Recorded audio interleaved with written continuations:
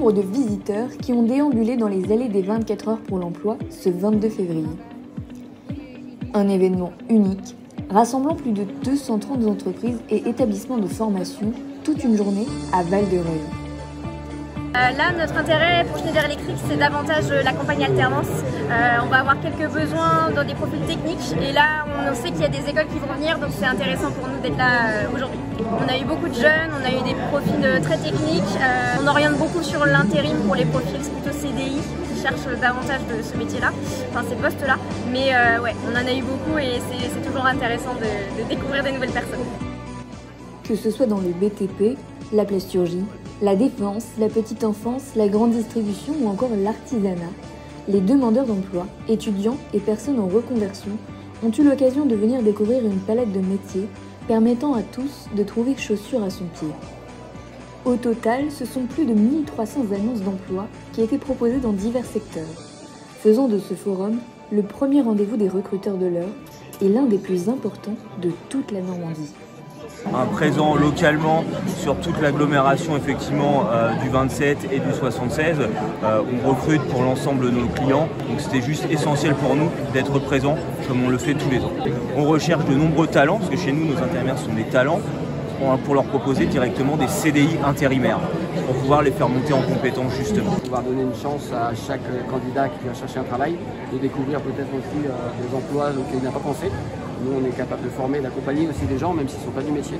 On a quelques candidats qui sont arrêtés en curieux. Après, on avait aussi en amont fait un peu de prospection, donc on a demandé aux gens de venir directement sur site. Voilà, mais comme dit, c'est un peu différent. Alors, je parle tout simplement de la maison de l'Europe et des fonctions, le but de la maison de l'Europe. C'est du monde, c'est hyper bon. Cet après-midi, on a rencontré beaucoup de jeunes qui cherchent un peu leur orientation ou des BTS. On a eu l'occasion de rencontrer Thibaut du lycée des Fontaines d'ailleurs, avec lequel on va continuer nos discussions pour un potentiel recrutement en alternance. Des CDD, CDI, de l'intérim, mais également des stages et alternances. Tous les ans, un pôle orientation est mis en évidence. C'est notre public puisque effectivement on est sur l'emploi, la formation, l'orientation. Donc potentiellement on a des jeunes qui peuvent avoir quitté le système scolaire, demandeurs d'emploi, donc qui sont à la recherche d'un emploi, d'une formation ou d'un logement, de régler un problème social, divers. Et donc on a à peu près 600-700 collégiens de Louviers, de Val-de-Reuil, du Vaudreuil, de Pont-de-l'Arche, de Romilly, du territoire que couvre l'agglomération Seine-Nord. On est de Val-de-Reuil, le CFAIE est implanté sur la commune de Val-de-Reuil et notre établissement a besoin chaque année de retrouver de nouveaux candidats, puisque tous les ans on doit renouveler nos apprentis, nos offres de formation. Et on fait partie de Val-de-Reuil. On est très implanté à Val-de-Reuil, comme vous le savez.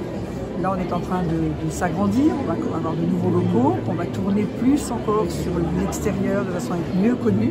Pour nous, c'est important. Pourquoi? Parce qu'en fait, c'est valoriser nos métiers.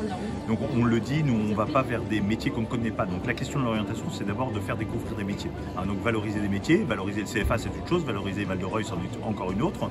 Et donc, on a ce triple objectif, mais avant tout, de montrer les métiers pour favoriser l'orientation. Une offre de formation qui sont sur les métiers de proximité, les métiers en tension. Donc les jeunes qui rentrent chez nous en formation au CAP sont certains, même s'ils ne font qu'un CAP, ils auront un emploi derrière.